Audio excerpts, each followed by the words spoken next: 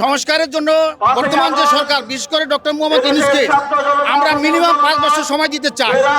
কারণ 5 বছর আগে যেই বাংলাদেশ চাই আমরা, সেই বাংলাদেশ 5 বছর আগে সংস্কার হবে না। একটা সুষ্ঠু এবং নিরপেক্ষ নির্বাচন হওয়ার জন্য এই সরকারের কি কি সংস্কার করা উচিত? ধন্যবাদ। একটা সুষ্ঠু এবং সূক্ষ্ম নির্বাচনের জন্য বিশেষ করে নির্বাচন কমিশনের যে আইন এবং বিচার ব্যবস্থার যে সংস্কার, এগুলি একান্ত প্রয়োজন। এবং স্থানীয় যে প্রশাসন আছে, এই প্রশাসনকে জেলে সাজাতে হবে এবং এদের সংস্কার করতে হবে।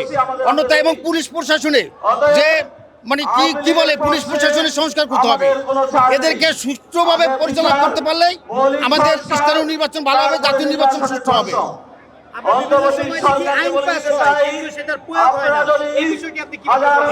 এইটা আমরা অতীতে দেখেছি, বিগত 52-53 বছরে বাংলাদেশের ইতিহাসে দেখে আসছি। আইন পাস হয় কিন্তু প্রয়োগ হয় না। আমরা এইরকম বাংলাদেশ চাই না। আর এটা না চাওয়ার জন্যই এই 5 আগস্টের বিপ্লব হয়েছে। এখন আমরা নতুন বাংলাদেশ চাই, আইন হবে, প্রয়োগ হবে।